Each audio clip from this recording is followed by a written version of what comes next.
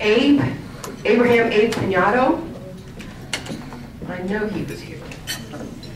There he is. And Lyda Ness Garcia. He's here as well. Go ahead and have a seat, everybody. Other candidates for District 1 are Timothy Vesco, who declined her invitation, and Richard J. Schechter and Teresa Ann Ware Ashbury. Due to time restraints of Monday's filing deadline, late Monday, I was unable to contact them. That their presence not being here is no indication of anything. All right, candidates, are you ready? All right, first of all, in order of, like I said, on the City of El Paso website, Manny, would you please give your opening remarks? You have 3 minutes. Good morning, everybody. Go ahead and stand up. Well, I won't need a mic, I guess. Yes, you do. I'm sorry.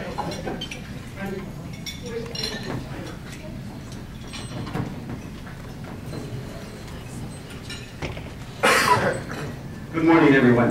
Such a great process we have, the democratic process. Somebody asked me, don't you think there's too many people running? I said, you know what, the more the merrier. It's going to wake the city up, get everybody involved, get more voters, and then Austin will pay attention to us.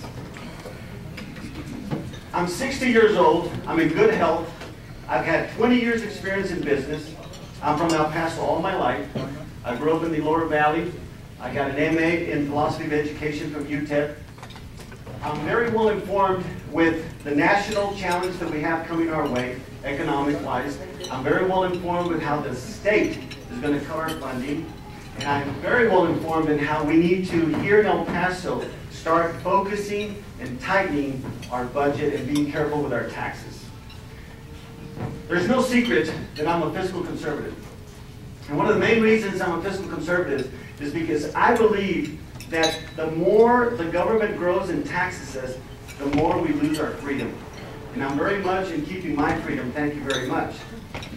I love quality of life issues, but I also have my opinion on what is quality of life for me. So I first got involved with the whole process. I'm not really a politician, by the way, even though I guess I'm becoming one. About 8 months ago, there was an issue downtown with a very controversial domestic partner benefits. And I was invited by my pastor, as most of you already know my story, to just go and listen and sit next to him. It was during the time that I just went to stand next to him that I found out something even of more importance to me than the domestic partners issue. And that is the fiscal condition and the spending habits of city council. Not to mention that the very will of the people in November, it was shown that the will of the people was not disturbed. So because of that, I decided to go ahead and deal with the root of the issue, which is for me to participate in city council instead of just being behind the mic. Ever since then, I've done a lot of learning. I've got a lot of learning to do. But there's one thing I have that nobody else has, and that is the ability to look in detail. I'll give you an example. When you go to my website after I'm elected, you will know what is on the spending table, how much it's going to cost you, what are the cost analysis cost-benefit analysis on everything, before you read about it in the paper and say, what? Which is the way we're living now. I'm tired of surprises in the newspaper about what they're doing with our money without our approval. That's going to change.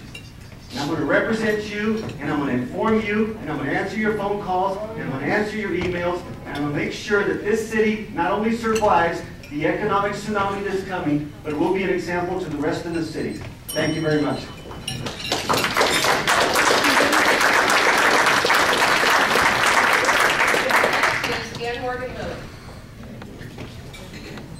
Good morning, everyone. Thank you for inviting me this morning. I've had the job for being the representative of District 1 for 6 years. And how the 6 years came about was when I was elected in 2005, that was the first time that we were going to have 4-year terms. And everybody was going to be on the council, were fairly new, and everybody was going to be new or old at the same time. So the powers that be at that time decided we'd draw straws. And I drew a short straw. And so I only had 2 years. At the end of 2 years, I ran again, and now I have a four-year term, and I'm asking for another 4 years. I am originally from El Paso. I'm a third generation El Paso, and my grandfather came here in 1893 as a bricklayer, and then his business became a construction and general contractor. I went to Mesita, El Paso High, and Texas Western. My father went to the College of Mines, and my son graduated from UTEP. So we have deep roots here for a long time. I'm very proud to be an El Pasoan. My grandfather came here because his uncle said that this was a land of opportunity. The railroad had just come in. He was living in Florida at that time. And he came here, and El Paso's been very good to my family. And this is a way I can pay back, is doing service to the community. I love El Paso. I like my job. And most days, it's really a good job. I pay a lot of attention to what my constituents want. I'm a good listener, and I do answer emails and phone calls. And I have a good assistant who assists me in this. As for the taxes, we have held them in line for the last 6 years. Under the city manager's direction, the departments are very lean. They would like more money, but let me tell you, they do the mostest with the leastest, and they work very hard. I'm always amazed. Long hours, and they want to do the best job for El Paso. They are devoted to El Paso too. So this is, I think, very conservative. I think the city's moving forward because we have Fort Bliss, we have BRAC, we have a new medical school, and we have a great economic development department. We have, and also Redco does job. They go out and look for jobs out of the city for us. Since the last election, I believe there are 3,000 new jobs in the city. So we are moving forward. I just came from Phoenix a while back. Thank you. All right, our next candidate is Abraham A. Pinado. Good morning. Thank you all for coming. My name is Abe Pinado. I am a native El Pasoan, born and raised, went to Moorhead, Coronado, and UTEP, graduate with a degree in finance. I moved away for a couple of years. I moved to Dallas to pursue an insurance career, and I love El Paso so much, I decided to come back here and contribute to my great city. I'm a third generation El Pasoan. Both my grandparents on both sides were in business here. Some of you may or may not know them. But I think that I've got a lot to contribute to the city. A couple of months ago, I had no interest at all in running for city council. But there were a couple of issues that came up that directly impacted me, impacted my clients, and impacted my city. One of them being the increase in the bond amount for builders, contractors, plumbers, and things of that nature, which obviously impacts everybody in our society, not just the people that they raise the bond amount for. And I think that the city council's adopted, not everybody, but a couple of folks on city council have adopted a we know better mentality. And so I ask for your vote because I'm going up there not because I know better, not because I know what you think, but simply to be a conduit between what you want and what you want to see happen. I think we've been taxed outrageously, and I think city council wants to tax us into prosperity, which is not a way for creating prosperity. Obviously, the creation of prosperity is created through jobs and economic development and growth, and people with entrepreneurial mindsets that go out there and take risks and roll the dice, so to speak, to put another person on the payroll and things like that. So having that knowledge firsthand of signing not only the back of the check, but the front of the check, I think is very, very important. And so I ask that you think about that when you guys cast your votes. So thank you.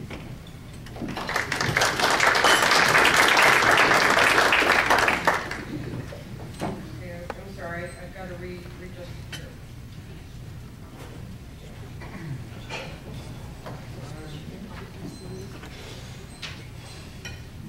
Okay, representative is Lyda Ness Garcia. Good morning, everyone.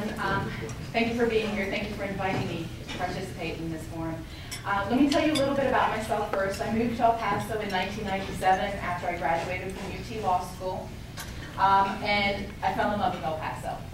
I also fell in love with my husband at the time, and here I am almost 12 years later. I have two beautiful girls that I'm raising, and I am a property owner, and I run my own business. I've been in private practice since 2002, so I do know firsthand both the difficulties in trying to make ends meet for the families and the people that I represent in court, but also as a business owner, I know how difficult it has been in our community. I understand those financial burdens.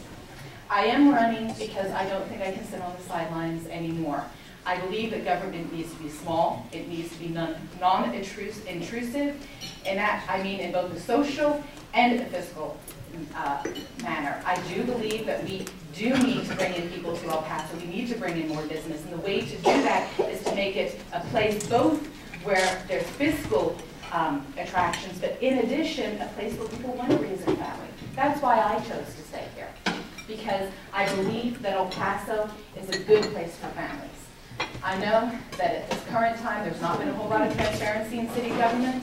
I believe that needs to change. I think you need accessibility to your city representatives. I can't pretend to know all the answers. I have an education in certain areas, but I plan to meet with civic leaders, with business leaders on a very frequent basis and discuss with them what they believe their concerns to be. As a property owner myself, I know how hard these times have been, and I think that that has to be the last resort for raising revenue.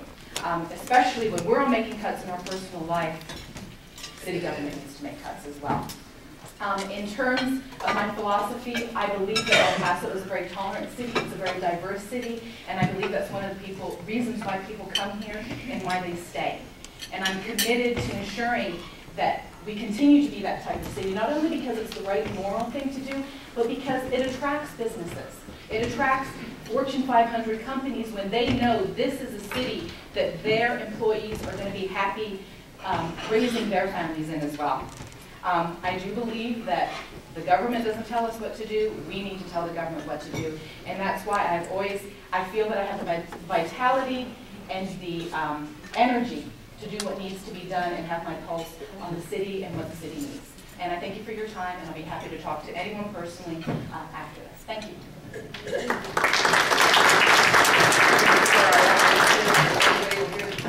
Thank you. All right, thank you for your opening remarks. My first question, and I'm going to take turns with whoever gets to answer the question first and then last. Yes, thank you. The first question, please tell us, and I'm going to start off with Lyda, please tell us how you stand on the issue of health insurance for unmarried city employees.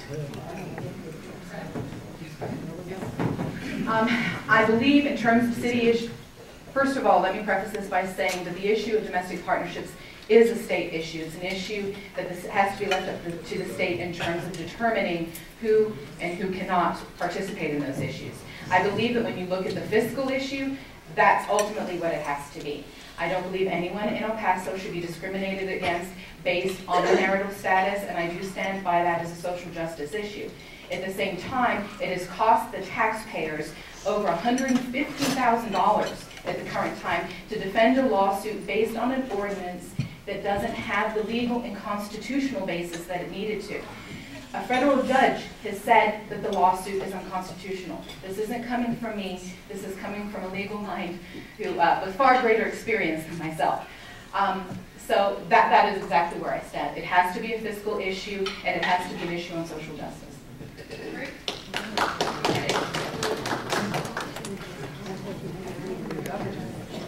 I'll make it pretty easy for everybody. I'm against it. El Paso, 52% of the people voted against it. I'm not arrogant enough to think that I'm better than El Paso. That's it. Thank you.